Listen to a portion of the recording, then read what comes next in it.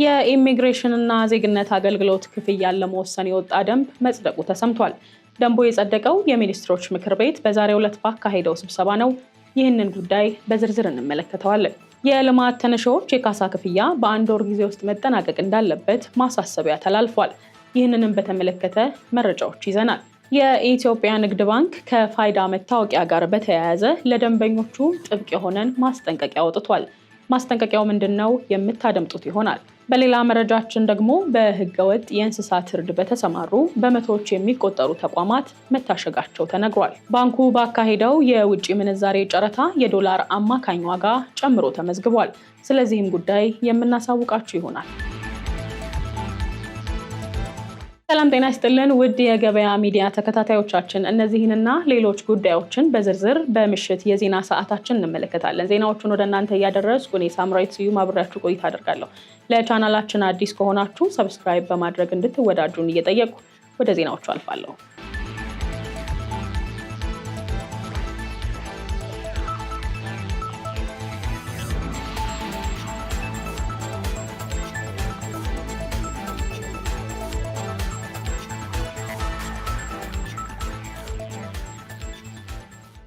የሚኒስትሮች ምክር ቤት የኢሚግሬሽንና ዜግነት አገልግሎት ክፍያን ለመወሰን የወጣ ደንብን አጸደቀ። የሚኒስትሮች ምክር ቤት ዛሬ ታህሳስ 28 ቀን 2018 ዓ.ም ባካሄደው 51ኛው መደበኛ ስብሰባ በተለያዩ ጉዳዮች ላይ ተወያይቶ ውሳኔ ስለማሳለፉ ተሰምቷል። በዚህም ታዲያ የኢሚግሬሽንና ዜግነት አገልግሎት ለሚሰጣቸው የተለያዩ አገልግሎቶች የሚከፈል የአገልግሎት ክፍያን ለመወሰን የወጣ ደንብ ላይ ምክር ቤቱ መወያየቱ ተገልጿል። በዚህም ተቋሙ ለተገልጋዮች ጥራትና ተአማኝነት ያላቸው አገልግሎቶችን ለመስጠት የሚያወጣቸውን ቀጥተኛና ቀጥተኛ ያልሆኑ ወጪዎች የአገልግሎቱ ቀጥተኛ ተጠቃሚ ከሆነው የህብረተሰብ ክፍል ተመጣጣኝ ክፍያ በማስከፈል እንዲሸፈን ለማድረግ እንዲያስችለው ረቂቅ ደንቡ ተዘጋጅቶ ለምክር ቤቱ ቀርቧል። በዚህም ምክር ቤቱ በጉዳዩ ላይ በስፋት ከተወያየ በኋላ ደንቡ በፌዴራል ነጋሪት ጋዜጣ ላይ ታትሞ ከወጣበት ቀን ጀምሮ ተግባራዊ እንዲደረግ በሙሉ ድምፅ ወስኗል። ምክር ቤቱ የተወያየበት ሌላኛው አጀንዳ ደግሞ የቤት ልማት ረቂቅ ፖሊሲ ሲሆን በከተማና በገጠር ለሚኖሩ ለሁሉም ዜጎች አቅምን ያገናዘበ ተደራሽና በቂ የመኖሪያ ቤት አቅርቦት በዘላቂነት ማረጋገጥ ያስችላል በማለት በሰፊ ከተወያየ በኋላ ግብአቶችን በማከል በምክር ቤቱ ከጸደቀበት ቀን ጀምሮ ተግባራዊ እንዲደረግ በሙሉ ድምፅ ወስኗል። የህብረት ስራ ማህበራት ማሻሻያ አዋጅ ምክር ቤቱ የተወያየበት ሌላኛው አጀንዳ ሲሆን በስራ ላይ ያለው የህብረት ስራ ማህበራት አዋጅ ቁጥር 985/2009 ሀገራዊ ለውጡን ተከትሎ ከተቀመጡ አቅጣጫዎች ጋር የተጣጣመ እንዲሆን ለማድረግ አዋጁን ማሻሻል አስፈላጊ ሆኖ በመገኘቱ ማሻሻያ አዋጁ ተዘጋጅቶ መቅረቡ ተገልጿል። ምክር ቤቱም ታዲያ በማሻሻያ አዋጁ ላይ በሰፊው ከተወያየ በኋላ ወደ ህዝብ ተወካዮች ምክር ቤት እንዲተላለፍ በሙሉ ድምፅ ወስኗል።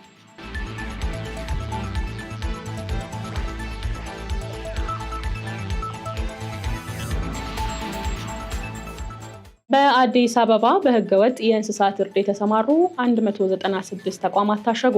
የአዲስ አበባ አርሶ አደርና ከተማ ግብርና ልማት ኮሚሽን ባሳለፉት 6 ወራት ባከናወነው የቁጥጥርና የክትትል ተግባር በህገወጥ የእንስሳት እርድና ስጋ ዝውውር ላይ የተሰማሩ 196 ተቋማት እንዲታሸጉ ማድረጉን አስታውቋል። የኮሚሽኑ የሰርቲፊኬሽን ኢንስፔክሽን እና ሬጉላቶሪ ዘርፍ ኃላፊ ዶክተር ጸጋ አለማ ለመገናኛ ብዙሃን እንደገለጹት ተቋሙ የግብርና ግብአቶችና ውጤቶች ደህንነታቸው ተጠብቆ ለህብረተሰቡ እንዲቀርቡ የማድረግ ኃላፊነቱን እየተወጣ ይገኛል። በዚህም መሰረት ታዲያ ወደ አዲስ አበባ ቄራዎች ድርጅት የሚገቡ እንስሳት ላይ ጥብቅ የጤና ምርመራ ሲደረግም ቆይቷል። በተከናወነው በላቦራቶሪ የታገዘ ምርመራም ታዲያ ለሰው ልጅ ጤና አደገኛ የሆኑ በሽታዎች የተገኙባቸው 42 እንስሳት ለምግብነት እንዳይውሉና እንዲወገዱም ተደርጓል። ይህም በበሽታ የተበከለ ስጋ ወደ ማህበረሰቡ እንዳይሰራጭ ለመከላከል የተወሰደ እርምጃ መሆኑ ተገልጿል። ከህገወጥ እርድና ስጋ ዝውውር ጋር በተያያዘ በህግ ጥሰት ላይ የተገኙ ተቋማት ላይ ደግሞ የተለያዩ እርምጃዎች የተወሰዱ ሲሆን በዚህም መሰረት ታዲያ በህገወጥ ተግባር የተሰማሩ 196 ተቋማት ሲታሸጉ ከህግ ጥሰቱ ጋር በተያያዘ ከ2 ሚሊዮን ብር በላይ የገንዘብ ቅጣት ተጥሎ ገቢ መደረጉ ተሰምቷል። እርምጃው በህገወጥ እርድ ምክንያት የሚከሰተውን የአካባቢ ብክለት ለመቀነስ ከፍተኛ አስተዋጽኦ እንዳለውም ተጠቁሟል።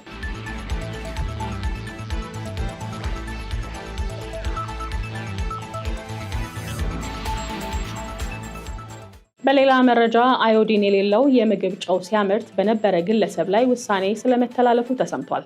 አዮዲን የሌለው ጨው በህገወጥ መንገድ ሲያመርትና ሲያከፋፍል የቆየ ግለሰብ ላይ ውሳኔ መተላለፉን ነው እንግዲህ የኢትዮጵያ የምግብና የመድኃኒት ባለስልጣን ሐዋሳ ቅርንጫፍ ጽሕፈት ቤት ኃላፊ የሆኑት አቶ ፍቃዱ ንማኔ ያስታወቁት።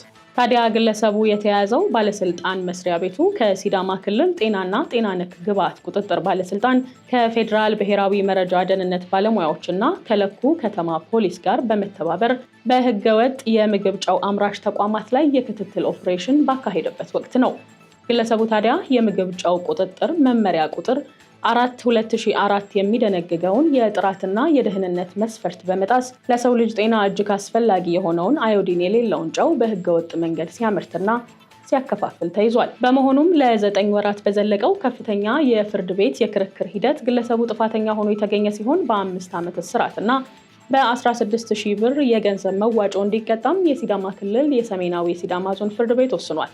ታዲያ ህብረተሰቡ የታሸገ የምግብ ጨው በሚገዛበት ወቅት የጥራት ምልክትና የገላጭ ጽሑፍ መረጃዎችን በትክክል መያዙን በማረጋገጥ ራሱን እንዲሁም ቤተሰቡን ከጤና እክል እንዲጠብቅም ባለስልጣኑ በዚህ ወቅት አሳስቧል።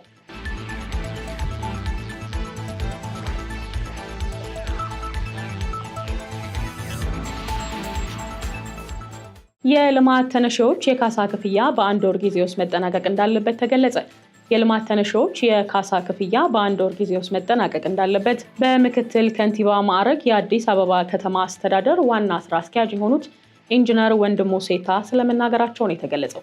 ስራ አስኪያጁ ይህንን የገለጹት በልማት ተነሺዎች መስተንግዶና የግንባታ ክትትል አፈጻጸምን በተመለከተ በመሬት ልማትና አስተዳደር ቢሮ በተገኙበት ወቅት ነው። በዚህም የክፍያ መጓተት ታዲያ ተነሺዎችን ለኢኮኖሚያዊና ማህበራዊ ችግሮች እየዳረጋቸው መሆኑን ያስታወሱት ኢንጂነር ወንድሙ የልማት ተነሺዎች የምትክ ቦታና የካሳ ክፍያ መስተንግዶ መጓተት መንግስትንም ለተጨማሪ ወጪ እየዳረገው ነው ብለዋል። ይህንን ተከትሎም የልማት ተነሺዎች የካሳ ክፍያና ምትክ ቦታ በአንድ ወር ጊዜ ውስጥ የቅድሚያ ተሰጥቶ መጠናቀቅ እንዳለበትም አስገንዝበዋል። የመሬት ዝግጅትና ማስተላለፍ ምክትል ቢሮ ኃላፊ የሆኑት አቶ መኮንን ተረፈ በበኩላቸው ከማዕከል እስከ ከተማ ያሉ አመራሮችና ባለሙያዎች የልማት ተነሺዎችን ጉዳይ ልዩ ትኩረት በመስጠት እልባት እንዲያገኙ ሲሉም አሳስበዋል። ከጉዳዩ ጋር በተያያዘ የከተማ አስተዳደሩ በወቅቱ ግንባታ ያልጀመሩና ያላጠናቀቁ አልሚዎች ላይ ተገቢ ውሳኔ እንዲሰጥና የግንባታ ክትትል በማካሄድ በጊዜ የተገደበ የግንባታ መጀመሪያና ማጠናቀቂያ መረጃ እንዲያደራጁ አሳስበዋል ሲል ቢሮ በይፋዊ ገጹ አመላክቷል።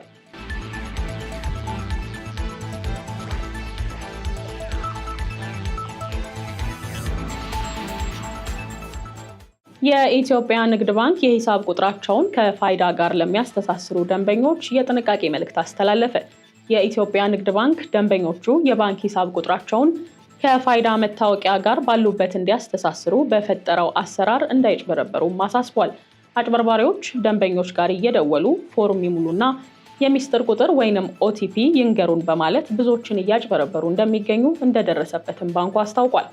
የፋይዳ መታወቂያን የማጣመር ስራ አገልግሎቱ በስልክ እንደሚሰጥ እንዲሁም የባንክ ሂሳብ በዚህ ምክንያት እንደሚዘጋ በተደጋጋሚ በመናገር ለማጭበርበር እየተጠቀሙበት መሆኑን እንደደረሰበትም ባንኩ ገልጿል። በዚህም ታዲያ ባንኩ ሂሳቦን ከፋይዳ መታወቂያ ጋር የማጣመሩ ስራም ሆነ ሌሎች ከሞባይል ባንኪንግ ጋር የተያያዙ ማንኛቸውም አገልግሎቶች በስልክ ደውሎ የሚስጥር ቁጥር ወይንም ኦቲፒ የማይጠይቅ መሆኑን አውቃችሁ በስልክ ለሚመጡ ጥያቄዎች ምላሽ ባለመስጠት ራሳችሁን ከአጭበርባሪዎች እንድትጠብቁ ሲልም አሳስቧል።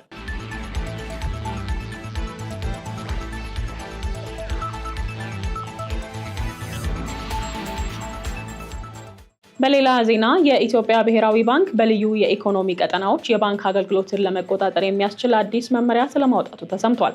የኢትዮጵያ ብሔራዊ ባንክ በልዩ የኢኮኖሚ ቀጠናዎች ውስጥ የሚንቀሳቀሱ የባንክ ቅርንጫፎችን የፈቃድ አሰጣጥና የቁጥጥር ስርዓት የሚደነግግ አዲስ መመሪያ ማውጣቱን አስታውቋል። ባንኩ ይፋ ያደረገው በልዩ የኢኮኖሚ ቀጠና ውስጥ የሚንቀሳቀስ የባንክ ቅርንጫፍ የፈቃድ አሰጣጥ መመሪያ ቁጥር SBB 99/2026 በቀጠናው ውስጥ የሚሰጡ የፋይናንስ አገልግሎቶች ለኢኮኖሚ እድገትና ለንግድ ስራዎች ስኬት ወሳኝ ሚና እንዳላቸው አመላክቷል። ብሔራዊ ባንኩ በመመሪያው ላይ እንደገለጸው የልዩ የኢኮኖሚ ቀጠናዎች መቋቋም ዋና ዓላማ የኢኮኖሚ ዘርፉን ማሳደግና ምቹ የኢንቨስትመንት ሁኔታዎችን መፍጠር ነው። እነዚህም ቀጠናዎች ውጤታማ ለማድረግ ደግሞ የፋይናንስ አገልግሎት አቅርቦት አስፈላጊ መሆኑ እንደታመነበት አስታውቋል። መመሪያው በዋናነት በመንግስትና በግል ባንኮች፣ በውጪ ሀገር ባንክ ንዑስ ድርጅቶች እና በውጪ ባንክ ቅርንጫፎች ላይ ተፈጻሚ የሚሆን ሲሆን በልዩ የኢኮኖሚ ቀጠና ውስጥ የሚቋቋም ማንኛውም የባንክ ቅርንጫፍ ተቀማጭ ገንዘብ መቀበል፣ ብድር መስጠት፣ የቼክ ክፍያዎችን መፈጸምና የውጪ ምንዛሪ አገልግሎቶችን የመስጠት ኃላፊነት እንደሚኖርበትም ይደነግጋል።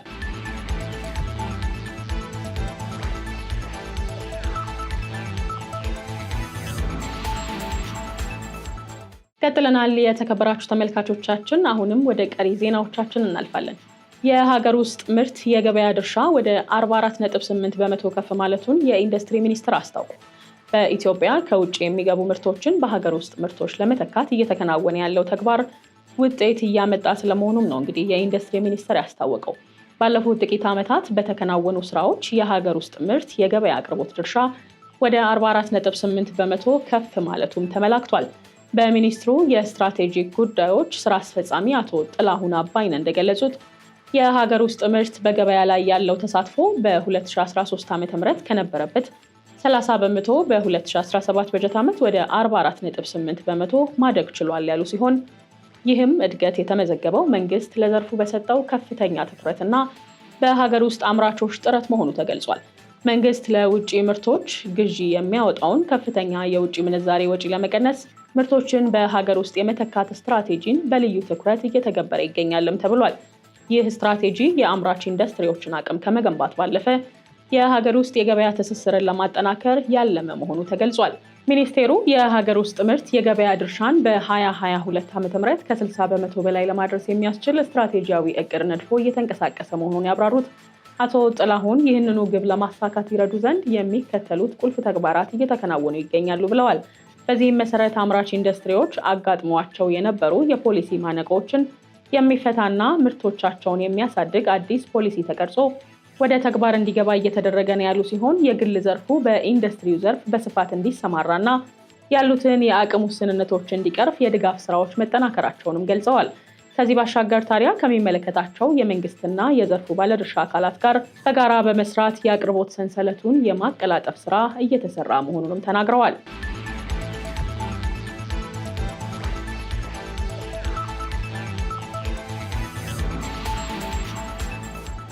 ባንኩ ባካሄደው የውጭ ምንዛሬ ጨረታ የዶላር አማካኝ ዋጋ ጨምሮ ስለመመዝገቡ ተገልጿል።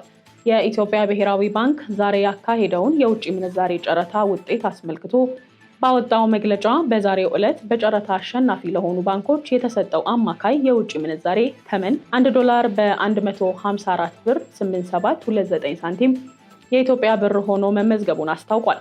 ባንኩ ታህሳስ 18 ቀን 2018 ዓ.ም ባካሄደው 14ኛ የውጭ ምንዛሬ ጨረታ የ1 ዶላር አማካኝ ዋጋ በ154.4773 የኢትዮጵያ ብር እንደነበረ የሚታወስ ሲሆን በዛሬው ዕለት በተካሄደው ጨረታ የ1 ዶላር ዋጋ የ0.3956 ሳንቲም ጭማሪም አስመዝግቧል።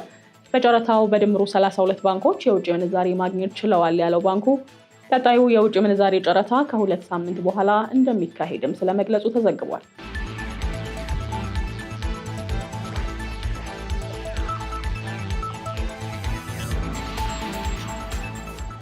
የተከበራችሁ የገበያ ሚዲያ ተከታታዮቻችን ለዛሬ ምሽት የመራረጥንላችሁ ዜናዎች እነዚህን ይመስላሉ።